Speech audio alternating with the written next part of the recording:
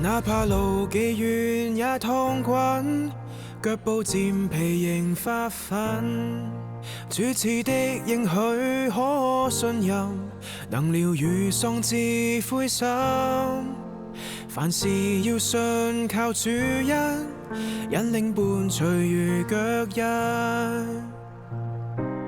虛心傾聽這聲音。他說共我走，來日我必替你靜浪流。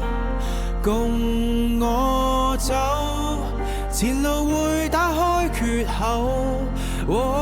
來牽手，讓我小心相解擔憂。從今後，共你一起奮鬥。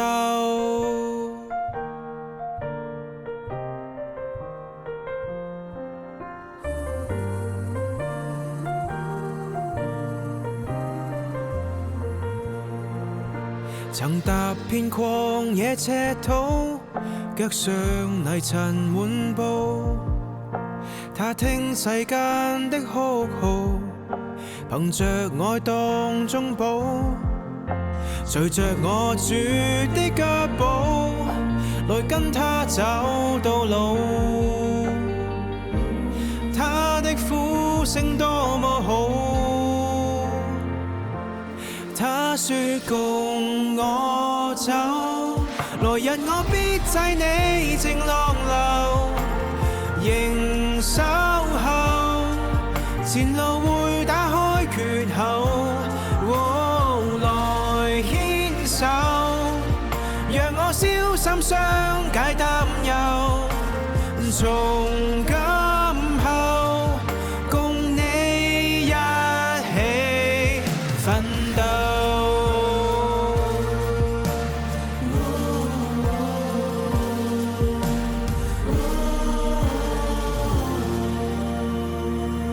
他說共我走，他說共我走，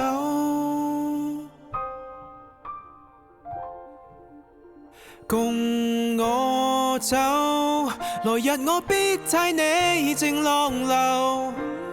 仍守候，前路會打開缺口。請接受，讓我來為你解擔憂。從今後，共你一起奮鬥。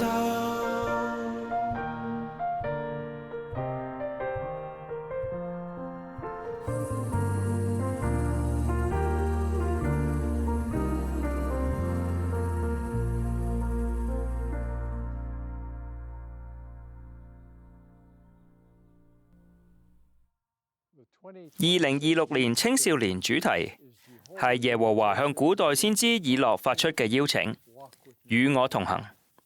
與我同行亦係救主向我哋每一個人發出嘅邀請。我哋而家所處嘅電影片場係教會喺幾年前為拍攝聖經同埋摩爾門經影片而搭建嘅。身處其中，就好似返到古代嘅耶路撒冷。喺咁樣嘅場景中，能夠提醒我哋佢曾經行走喺世上，並且留下完美嘅榜樣俾我哋去效法。咁對於我哋去思考與耶穌同行嘅主題，再適合不過啦。而家等我哋一齊返到以諾嘅時代啊！以諾係亞當嘅第6代子孫，亦係羅亞嘅曾祖父。神召喚佢擔任先知，教導人們耶穌基督嘅福音。然而，其中好多人已經拒絕過主同埋佢嘅先知。神希望以諾將人們帶回到聖約嘅道路上。喺歷史上，以諾被召喚嘅時代，人們嘅壽命通常係我哋現代人嘅10倍。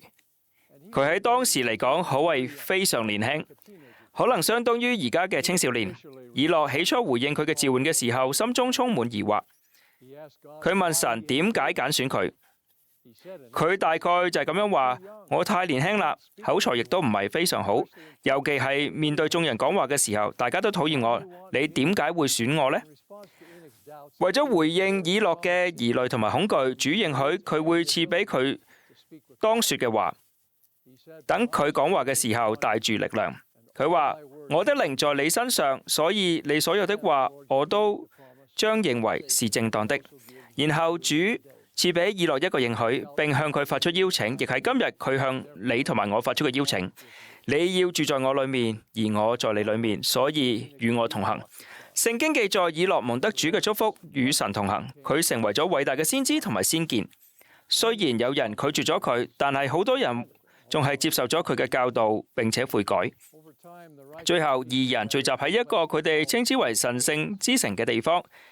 主稱他的人民為錫安，因為他們一心一意，且住在正義中，他們當中沒有窮人。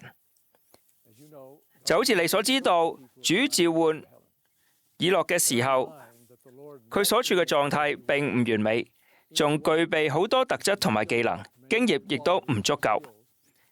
但係主知道，只要以諾與佢同行，所有呢啲事最終將會水到渠成。所以你知道，神最後將錫安嘅人民接到做天上。同樣咁樣，耶穌邀請我哋與佢同行，無論此時此刻我哋處於點樣嘅狀態，我哋嘅能力或者靈性未必去到最低嘅門檻，先至能夠獲得佢嘅關注。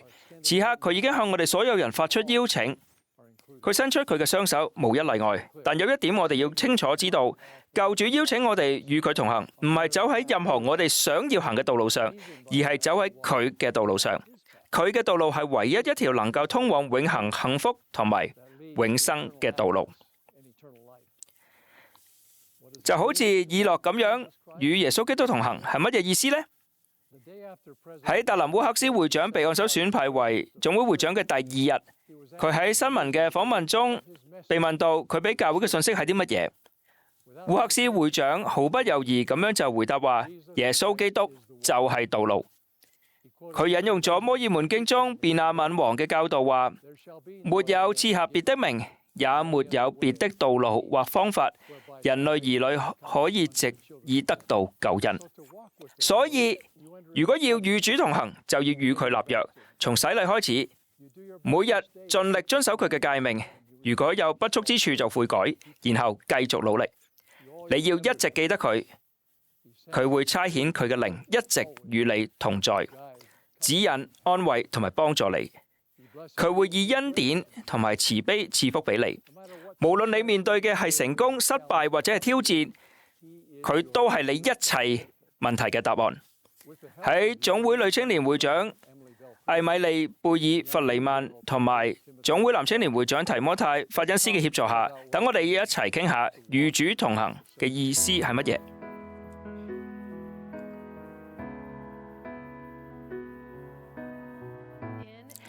我哋將會喺2026年研讀舊約。舊約剛好係我最喜歡嘅經文。今日我哋一齊坐喺呢度，我想同各位分享我一直以嚟都好喜歡嘅一個舊約故事。呢個故事係關於一位叫約沙法嘅國王。關於約沙法，我哋所知道嘅，亦係我非常喜愛嘅一件事，就係佢凡事尋求主，亦因此而聞名。呢個正係佢嘅一個特質，佢總係轉向主，求問他，我現在該怎麼做？而係今日我哋要一齊嚟睇下，一切係點樣發生嘅，同埋點解會發生。歷代志下第20章嘅經文話俾我哋聽，有人嚟報告約沙法，話那邊有大軍來攻擊我們。嗰個係一隊即將來犯嘅龐大軍隊。經文話約沙法感到害怕。然後你哋想知道跟住落嚟發生嘅第二件事係乜嘢呢？經文話他定意尋求耶和華。而家我想請各位諗下，你生活中曾經收到過類似嘅消息，或者碰到過類似嘅事，或者你感覺有啲事超過咗自己所能承受嘅範圍。你哋可唔可以話俾我知喺呢個時候，我哋可以透過邊啲地方去尋求主，同埋好似呢啲咁嘅情況，你以前做過啲乜嘢呢？我覺得你可以求主賜俾你力量，幫助你度過嗰啲考驗。我覺得禁食嘅力量好大，有啲似係將大家團結埋一齊咁。我好喜歡呢個分享，係好好嘅主意，因為佢做嘅第3件事就係喺全地宣佈禁食。我諗我哋可以從中學到一啲嘢。首先，我哋尋求主，我哋要點樣做呢？我哋從約沙法身上學到嘅方法，就係透過禱告同禁食嚟尋求主。然後佢話俾每一個人聽，我哋要聚集喺一齊，呢件就係我哋需要做嘅事。你哋知道佢哋決定喺邊度聚集呢？係聖殿。每個人都嚟到聖殿。當佢哋到咗嗰度，約沙法認定禱告係正確嘅做法。我希望你哋聆聽佢嘅祈禱，然後話俾我知喺呢個禱告中，你覺得邊一部分令你印象最深刻呢？佢話：耶和華，我們列祖的神啊，你不是天上的神嗎？你不是萬邦萬國的主宰嗎？在你手中有大能大力，冇人能抵擋你。然後佢講到即將發生喺佢哋身上嘅事，佢哋而家就需要幫助。佢記得主對嚟聖殿嘅人所做嘅應許，倘有禍患臨到我們，或刀兵災殃，或瘟疫饑荒，我們在急難的時候站在這殿前向你呼求，你必垂聽而拯救，因為你的名在這殿裏。然後佢話：我們的神啊，我們無力抵擋這來攻擊我們的大軍，我們也不知道怎樣行。我們的眼目單仰望你。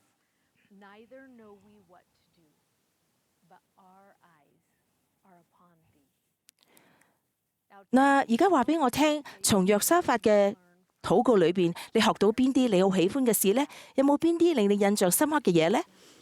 佢大概嘅意思係，只要佢哋喺神嘅殿裏邊，只要佢哋同聖靈一齊，只要佢哋尋求神嘅幫助，佢就會幫助佢哋，支持佢哋。哇！呢個真係一個好美好嘅應許啊！你哋認為呢一點喺今日仍然係真實嗎？一定係啦。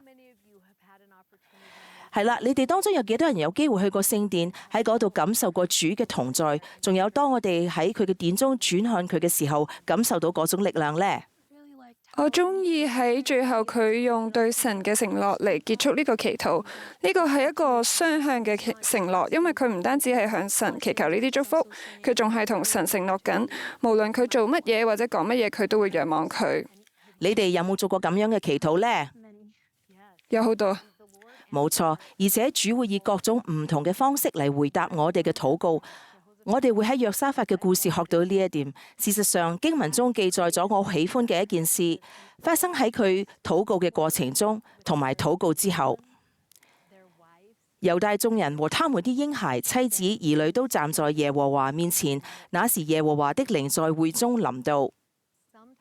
我哋嘅答案有時會係一種感覺，有時呢種感覺會即刻嚟到，有時就會經過一段時間至會嚟到。不過當時發生嘅另一件事就係一個想法嚟到。經文係咁樣講嘅：耶和華對你們如此說，不要因這大軍恐懼驚惶，因為勝敗不在乎你們，乃在乎神。喺思考禱告答案嘅時候，你可以記住呢一點啊。關於獲得禱告嘅答案，你哋可以教導我哋啲乜嘢呢？我哋要保持開放嘅心態，聆聽天父想同我哋講嘅嘢。非常好。有趣嘅係喺呢個故事裏邊，主提出咗一項作戰計劃。你哋仲記得問題嘅係乜嘢呢？問題係乜嘢啊？約沙法喺度擔心啲咩呢？嗰啲要攻擊嘅嚟攻擊嘅人。冇錯啦，冇錯啦。嗰隊前嚟攻擊佢哋嘅大軍，佢哋都聚集喺一齊，唔單止男人，仲包括媽媽、小朋友，甚至係 BB。而家就有一個作戰計劃，係啦，呢個就係佢哋應對即將到來嘅難關所採用嘅策略。你哋知道呢項作戰計劃係咩呢？擺陣站着。呢個聽起嚟似唔似係一個好嘅作戰計劃呢？唔似啊！冇錯，我好喜歡你哋啱啱教導我嘅事情。我哋必須願意接受主為我哋安排嘅計劃，而呢一日主所安排嘅計劃就係擺陣站着，呢個就係嗰個策略。我好中意你講嘅擺陣站着，因為耶穌基督都講過要心靈安靜，因為我與你同在。除此之外，我覺得我哋仲要提醒自己，唔可以淨係祈禱一次就算，然後就將佢拋到腦後，好似乜嘢都冇發生過咁。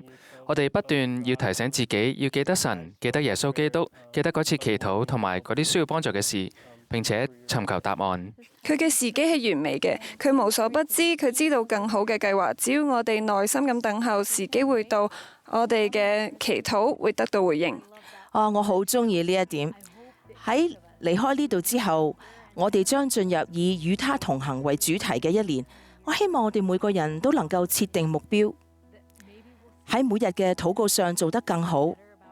或者你可以喺朝頭早或者夜晚祈禱，亦可以喺走路嘅時候與神對話，或者喺返學嘅時候、開緊車嘅時候，無論你身在何處，都能暫停一陣，為一場美麗嘅日落向他獻上感謝。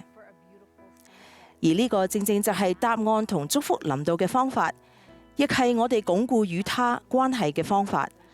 所以我想問下各位一個問題：真心誠意嘅祈禱點樣可以幫助我哋與他同行呢？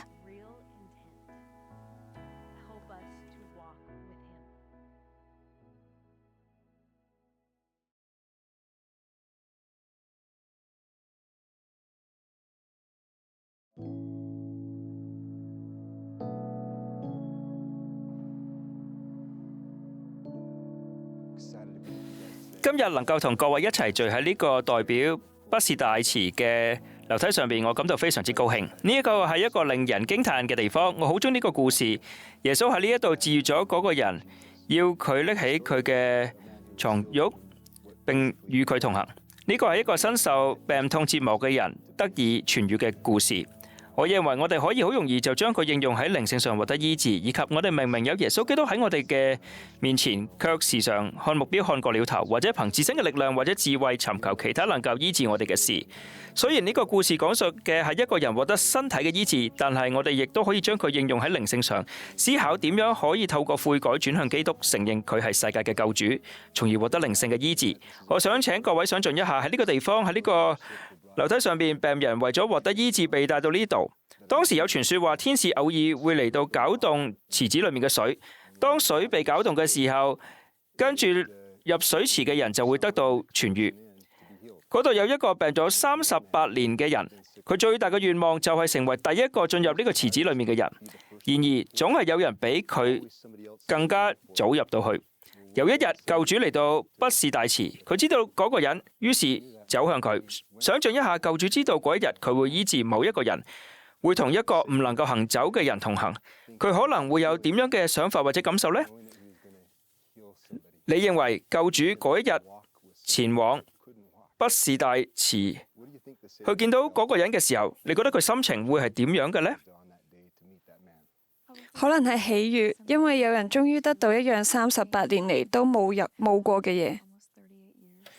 我好中意呢個諗法，呢個正係救主嚟到你面前，而你向佢表達你渴望與佢同行，渴望改變，轉向佢並且悔改嘅時候佢嘅感受。我覺得我哋時常將悔改當成係一個懲罰或者痛苦嘅事，但係如果我哋能夠想像悔改係救主嚟醫治一個等待咗38年嘅人，我諗咁樣會係一個快樂嘅經驗。等我哋一齊讀下經文好唔好啊？睇下主問嗰個人乜嘢問題。我希望你哋亦都能夠想像自己身處喺嗰個情況之中。你為某一件事情等待咗好耐，心中懷住強烈嘅渴望，希望被治愈，好唔好？佢走向嗰個人話：你要痊愈嗎？聽下嗰個人點樣回答。佢話：沒有人把我放在池子裏，而世界嘅救主就喺佢嘅身邊。佢嘅其中一個頭銜係活水，活水就企喺佢嘅身邊，但係佢望住池子尋求醫治。耶穌對他說：起來，拿起你的褥子走吧，那人立刻痊愈。對我嚟講，呢個意味住嗰個係一種永久嘅治愈，更為持久嘅治愈。佢知道嗰個人唔會返到去樓梯上面，所以悔改可以立刻讓你改變，就好似畢士大池嘅嗰個人一樣。當佢決定要仰望活水，仰望嗰位改變佢嘅一切呢個世界嘅救主，佢就能夠站起嚟行走啦。後嚟耶穌喺聖殿裏面揾到佢。悔改往往會將我哋帶向生命中更加美好嘅祝福，就好似係聖餐或者聖殿嘅教義。因此，諗下呢個故事，諗下悔改，你哋可以喺生活中做啲乜嘢事嚟練習每日去悔改呢？我覺得你應該試住將悔改睇成係一種慶祝嘅方式，就好似你之前所講。悔改唔係一件差事，唔係你應該懼怕嘅事，因為佢確實係你歸向佢並成為潔淨嘅方式。所以我哋應該熱切咁樣盼望悔改，亦都要因為佢而感到歡喜。納爾遜會長話：我哋需要每日去悔改，揾到悔改嘅喜悅。你哋係咪開始覺得呢個係有可能嘅呢？我哋點樣睇待悔改呢？對我嚟講，悔改令我見到天父係幾咁仁慈同慈愛，就算我行錯路，佢都會永遠接納我，帶我返嚟，幫我返返去正路。非常美好。關於悔改點樣幫助我哋與佢同行，仲有其他嘅諗法嗎？我認為悔改讓我哋能夠與佢同行，而唔係跟喺佢後邊，心裏面覺得內疚或者係唔配稱。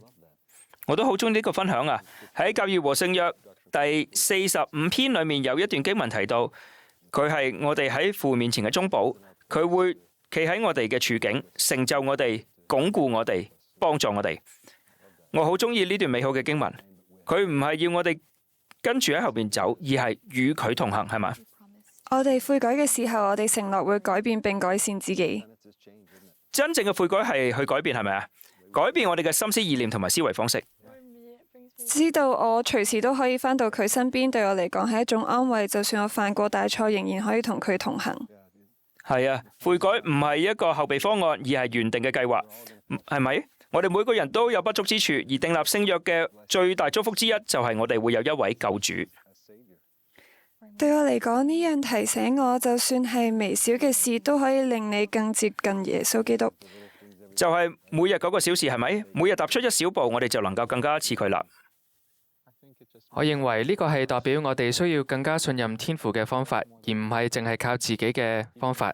就算有時我哋覺得某一啲事對自己有幫助，但係天父總係有佢嘅智慧，清楚知道乜嘢先至係真係對我哋有益，同埋對我哋最好嘅。我覺得有陣時，當我哋面對好多考驗同埋重重嘅困難打擊嘅時候，會覺得好孤單。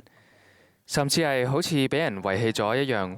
我諗，如果我為咗要得到醫治而喺畢士大池等咗38年，我都一定會覺得好孤單。但係無論點都好，最後救主都係嚟揾佢，救主都係出現咗嚟醫治佢。其實無論你而家行緊喺人生嘅邊一條路，你可能都會覺得孤單，亦都一定會覺得有被遺棄過，但係佢一定會喺應該出現嘅時候，分秒不差咁樣嚟到你嘅身邊，帶領你去到你本來應該去嘅地方。我覺得祈禱非常有用，因為祈禱嘅時候就好似係同神對話，並且喺屬靈上與佢連結。我覺得呢一個係悔改同埋獲得天父幫助嘅一個好好嘅方法。悔改入邊包含住好大嘅希望，因為我哋每一個人悔改嘅機會都係無限嘅。無論我哋犯過幾多次錯，跌倒過幾多次，天父都會帶我哋返嚟。佢一直都係咁仁慈。耶穌基督都會明白，因為佢係我哋喺天父面前嘅中保，佢知道我哋有幾努力。我好中意呢個分享啊，非常之好。我要向你哋見證，耶穌基督係活着，佢係活神嘅兒子，佢哋好完全咁樣愛我哋，為我哋制定咗完美嘅計劃，而嗰個計劃就係要一直悔改。所以佢為我哋預備咗救主，讓我哋能夠悔改。我希望呢個故事能夠幫助你哋體驗到悔改嘅喜樂，亦都希望你哋能夠每日享有呢一份喜樂。希望你哋會一次又一次選擇佢，佢係嗰個活水。我祈求我哋唔會看過了頭，而尋求其他嘅得救方式，或者係其他能夠醫治我哋，使我哋得以痊癒嘅方式。耶穌就係道路，佢最大嘅願望就係你能夠與佢同行。我祈求你哋每一日都會選擇咁樣去做。每日悔改如何幫助我們與天父和耶穌基督同行？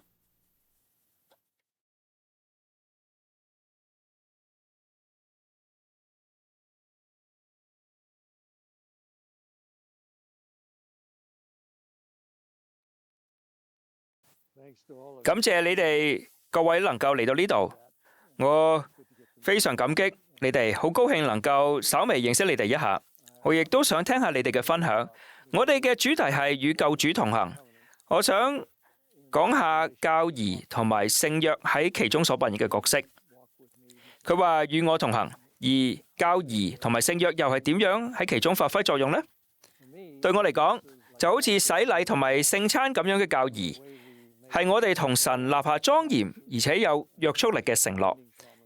佢亦都藉此向我哋作出莊嚴且具有約束力嘅應許。正係呢一種對彼此互相嘅承諾造就咗聖約。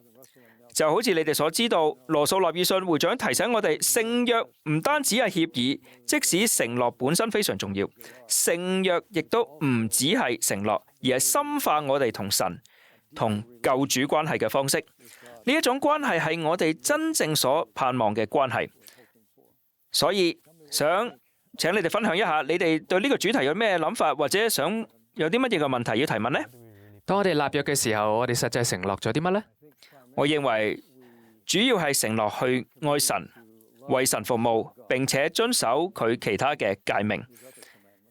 不過我哋從愛神同埋基督為佢哋服務開始，然後藉由遵守聖殿裏面耶穌基督福音嘅標準同埋原則嚟承受佢嘅名，並且提到我哋透過犧牲或者願意犧牲嚟支持佢嘅事工，我哋承諾會保持貞潔。呢個係我哋承諾中嘅重要部分。我哋承諾會獻立出我哋所擁有嘅一切，我哋自己、我哋嘅才能、我哋嘅恩賜，以及我哋生命中可能擁有嘅一切嚟支持並且建立基督喺世上嘅教會。對我嚟講，呢啲就係我哋作出嘅主要承諾，或者至少係一啲原則性嘅承諾。你哋可能會問，咁神應許我哋乜嘢呢？首先，佢應許咗我哋，佢會因我哋嘅服從而祝福我哋。再者，佢亦都應許佢會差遣佢嘅靈與我哋同在，佢會預備一位救主，而呢一個係最重要嘅事。佢會預備一位救主，亦都確實為我哋提供咗一位救主，而且佢會賦予我哋嚟自高天嘅能力，天使真係會看顧我哋，最後為我哋喺佢嘅高榮國度預備一個地方。所以對我嚟講，呢啲都係我哋所作嘅承諾，以及神對我哋所作嘅應許。你會思考呢啲事真係非常之好，好高興你提出呢一個問題，因為我哋唔應該只係好廣泛咁樣去談論聖約，我哋應該諗下嗰啲聖約嘅承諾係乜嘢，以及喺生活中我可以做啲乜嘢事嚟履行我嘅承諾。我可以期待主為我做啲乜嘢，我哋應該尋求佢嘅幫助。我嘅意思係佢同我哋建立關係，為我哋提供幫助同埋佢嘅靈，呢個係我哋可以依靠嘅，而且咁樣會讓我哋每日都好過好多，亦都讓生活變得更加好。咁我哋要點樣揾到以自己嘅方式，好似係個人嘅祈禱嚟與神連結呢？我冇辦法可以確認我哋當中有冇人已經做足夠嘅祈禱。主想要聽我哋嘅消息，佢想話等我同我傾下偈，同我傾下你生活中嘅一切。你可以隨時揾我商量㗎。我想聽下你分享生活中所發生嘅所有事，仲有商議，同我商議一下啦。呢個就係佢會講嘅嘢。我認為呢個先至係祈禱應該有嘅樣式。佢唔係每次祈禱都能夠係咁理想啦，當然。我嘅意思係，有時候你處於好緊張嘅情況下，你嘅禱告可能只係一個簡單嘅救命。但係如果你能夠花時間去思考、沉思同埋傾聽，我認為係奉行主聖約嘅好重要嘅部分。進行聖約嘅道路真正嘅意思係咩呢？其實就係努力效法耶穌，佢就係道路，佢本身就係嗰一條路，佢為我哋顯明道路，佢嘅榜樣係我哋都想進一步學習嘅，至少對我嚟講係咁樣啦。我認為研究佢嘅生平非常重要，真正去進一步了解佢做過啲乜嘢，講過啲乜嘢，有啲乜嘢冇去做，同埋佢喺各種情況下會點樣回應。我哋喺生活中每日都要面對唔同嘅事，但係走喺聖約道路上，如果你真係效法佢所做嘅一切，我哋就會行喺嗰條路上，真係會變得更加似基督。好好嘅問題。當人生入邊嘅考驗重到你好似頂唔順嘅時候，咁你可以點樣盡你嘅所能，可以繼續同佢一齊同行呢？呢個係非常之發人深省嘅問題。唔同時期嘅人生考驗確實睇起嚟難以負荷，我哋總會面臨一啲挑戰同埋考驗，但係從某一種角度嚟睇，咁樣會令我哋更加接近佢。照理嚟講應該係咁樣。我諗到人生中曾經遇過一次真正嘅財務上嘅困境，我祈禱，希望神能夠俾我一個奇蹟，第二日就能夠解決呢個問題。坦白講，答案並唔係咁樣，主並冇咁樣做。過咗一排，我先至能夠明白，我真正需要嘅係每日祈求佢嘅幫助，賜我日用嘅飲食。應該咁樣講啦，請幫助我今日所行嘅每一步，然後第二日我又返到去佢嘅面前祈求，今日請幫助我，然後再過一日，亦都係繼續咁樣。我從嗰一次嘅經驗中學到，要確實與佢同行。我嘅意思係日復一日，一步一步，主會帶領住我，而唔係一個星期，唔係一個月，亦都唔係每一年，而係日復一日，佢會帶領住我通過呢個挑戰。所以只要我冇遠離佢，而係轉向佢，喺嗰一日嗰一刻轉向佢，帶住嗰個具體嘅需求，祈求佢嘅幫助。只要專注喺佢眼前嘅一切，我覺得自己真係學會咗點樣更加常祈禱，點樣聆聽佢嘅答覆，同埋接受呢種指引。我覺得我自己同佢嘅關係已經越嚟越好啦。我想問下，我哋點樣先可以確定自己真係帶住其他人一齊與基督同行呢？我認為同行嘅其中一個面向確實包括帶住他人一齊走喺呢條道路上。呢個唔係正正係我哋承諾主嘅其中一件事咩？我哋承諾我哋會愛佢，亦都會愛我哋嘅同胞。我哋會彼此相愛，互相幫助。我好中意你提出嘅呢個問題，因為我哋應該好好思考呢一件事。咁我哋應該點樣做呢？你必須要愛佢哋，愛係唔可以扮出嚟嘅。人係可以感受到呢一份愛係真，抑或係假嘅。但係愛係一項恩賜，係啊，愛基督嘅愛係一項恩賜。摩羅乃書第7章話，仁愛係基督純正嘅愛，凡祈求嘅門徒都會獲得呢一項恩賜。佢話要祈求，要熱切咁樣祈禱，獲得呢一項恩賜，好使你能夠感受到對他人嘅嗰種真誠、基督般嘅愛。而呢一切都係嚟自聖靈嘅，呢個係一項屬靈嘅恩賜。當你感受到呢份愛，其他人亦都會感受得到，佢哋就會有所回應。如果你唔認真或者唔真誠，佢哋並唔會回應嘅。但係如果你係嘅話，其他人就會回應你。你就會獲得指引，要祈求主嘅指引，等你知道點樣幫助其他人。你唔能夠強迫任何人，基督亦都唔會強迫我哋。我哋當然亦都唔能夠強迫其他任何人。但係你嘅榜樣或者就係最好嘅事。只要你為主服務，遵守聖約，與佢同行，並且開心快樂，即使面對考驗，亦都係咁樣。大家就會睇到，亦都會想要成為咁樣。你嘅榜樣會鞏固嗰啲你未曾察覺，但係默默關注你嘅人。我哋要守望相助，係咪啊？而唔係只係話祝你好運啦。要揾出能夠彼此鼓勵、互相幫助嘅方式，然後並肩同行。我認為樹立咁樣嘅榜樣，展現愛心同埋真誠嘅關懷，係你所能夠做最好嘅事。我諗呢個對你嚟講，大概係好自然而然嘅事，所以應該要繼續努力。當我哋去思考聖約嘅時候，我亦都想問你哋一個問題：喺每個星期為咗領受聖餐去做準備，點樣能夠讓你準備好或者幫助你與基督同行呢？與佢同行呢？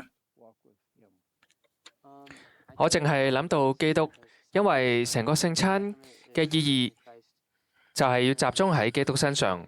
每個禮拜當我領受完聖餐嘅時候，嗰一個禮拜我都會一直記住同佢有關嘅事，亦都承受佢嘅名。當我咁樣做嘅時候，我就會諗起佢嘅生平，並且努力咁樣令自己變得更加似佢。好。我成個禮拜都會盡力而為，因為我想確保喺禮拜嘅結束或者開始，我會配稱領受聖餐，有聖靈同在。而且我成個禮拜都會諗呢件事會唔會令我唔能夠領受聖餐呢？我想確保自己冇問題。一個星期都準備係咪啊？而唔係淨係星期六晚或者星期日朝頭早啊？係好好。對我嚟講，我會諗下自己可以做得更好或者改進嘅地方，然後喺接落嚟嘅一周繼續努力，專注喺點樣可以同基督更加親近。好好。對我嚟講，因為我要傳遞聖餐，所以我都想要喺為其他人服務之前先準備好自己。所以我會喺成個禮拜當中思考，我係咪足夠配稱去傳遞聖餐？呢一點亦都提醒咗我，身為聖職持有人，我嘅召喚就係去為其他人服務。提醒咗我，唔係淨喺聖餐中為其他人服務，喺教會以外都要咁做。你被去按立做好事。我一直記得烏克斯會長喺幾年前曾經講過一句話，佢指出話，當我哋喺聖餐裏面擘麵包嘅時候，每一塊麵包都係獨一無二嘅，同其他麵包塊都係有少少唔同。佢將之比作為獨一無二嘅我哋，同獨一無二嘅需求，以及耶穌基督嘅贖罪點樣依照我哋獨特嘅需求同埋處境，滿足我哋所有人，無論我哋身處何地。佢所展現嘅慈悲，正好切合我哋當下嘅需要。因此，我哋每個人嘅處境都係獨一無二，而悔改卻能夠喺當下為我哋帶嚟最恰當嘅醫治、祝福、更新同埋潔淨。我要感謝你哋每一位，感謝能夠同你哋聚埋一齊。呢一次經驗對我深具啟發。總結嚟講，當我哋與神立約嘅時候，就係喺度運用我哋嘅選擇權，係我哋運用選擇權所做嘅選擇，所採取嘅行動。我哋咁樣做嘅時候，就係允許神讓佢特別嘅祝福進入到我哋嘅生活裏面，亦都就係經文所講，係神聖嘅能力，佢嘅能力，佢嘅祝福。如果我哋唔願意接受嘅話，佢就唔能夠咁樣做，佢亦都唔會強迫我哋去接受。但當我哋運用自己嘅選擇權，做出選擇，並且向佢做出承諾嘅時候，佢就可以讓嗰一份影響力進入我哋嘅生活裏面。隨住時間嘅推移，將會聖化我哋，讓我哋成為更加聖潔嘅男女，指引我哋變得更加似佢，並且與佢同行。就好似我哋啱啱一直所講嘅咁樣，請你哋記住，佢好高興你哋選擇俾佢，以佢渴望祝福你哋嘅方式祝福你哋。我亦都要祝福你哋每一位，感謝你哋。當你思考聖日時，你每周為領受聖餐所準備的準備如何幫助你與天父和耶穌基督同行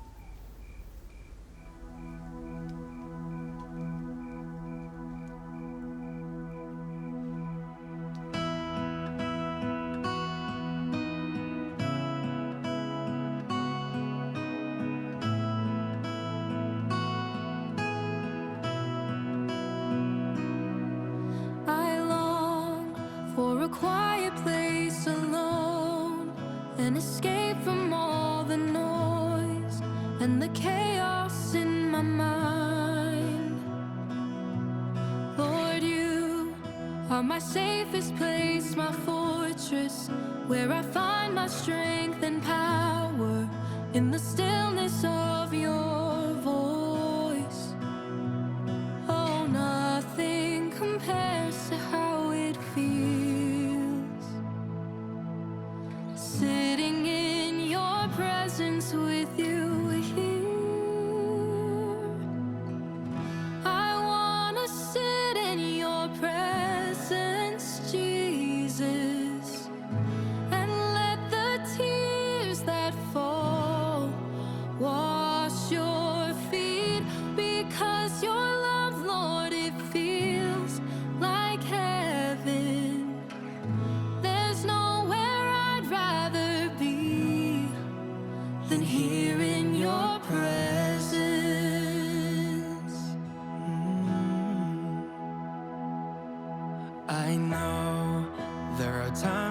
lose my way, sinking in the seas of shame, until I hear you call my name.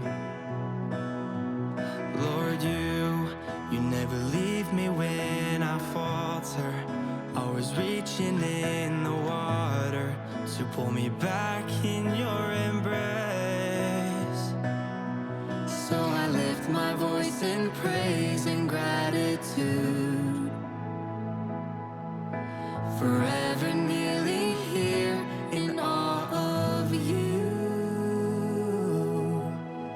I wanna sit in your presence, Jesus, and let the tears that fall wash your feet, because your love, Lord, it feels like heaven.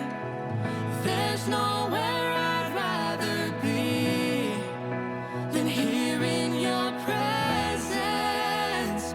Oh, your presence, it's like heaven, heaven to me, here in your presence.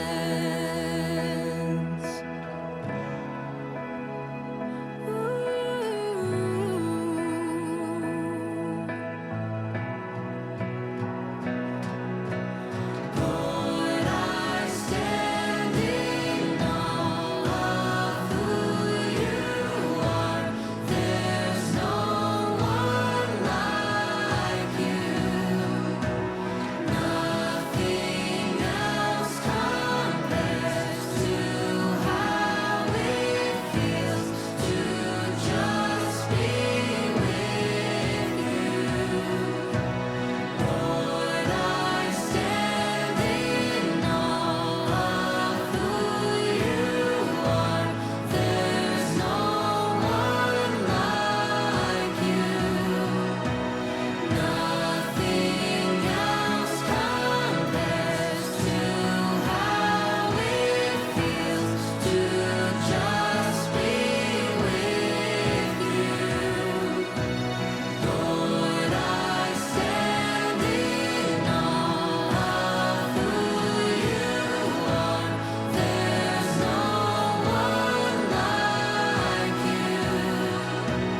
Nothing else compares to how it feels to just be with you. I wanna sit in your presence, Jesus, and let the tears that fall wash your feet, because your love, Lord, it feels like heaven. There's nowhere I'd rather be than here in your presence.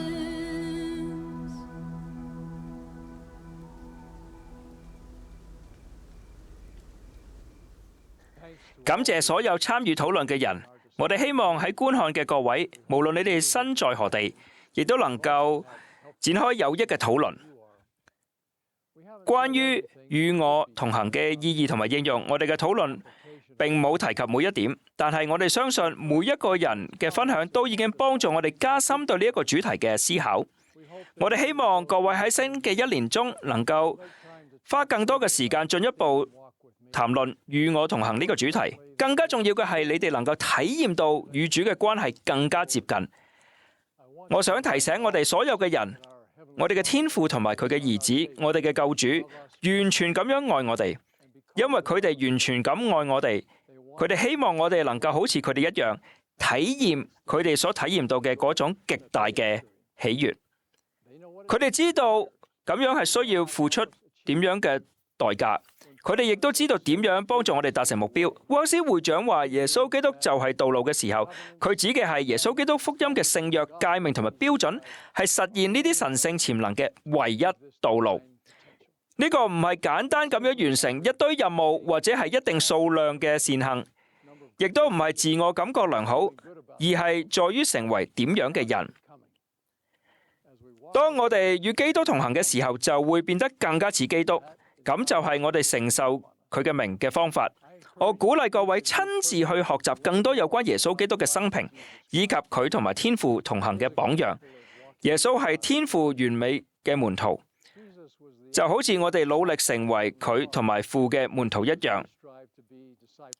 我應許各位，當你哋盡全力去學習有關救主嘅榜樣嘅時候，你哋就會漸漸更加認識佢。你哋會知道佢認識你。佢唔單止係救贖主，更加係你嘅救贖主同埋朋友。我哋祈求神賜福與你哋，奉耶穌基督嘅名，阿門。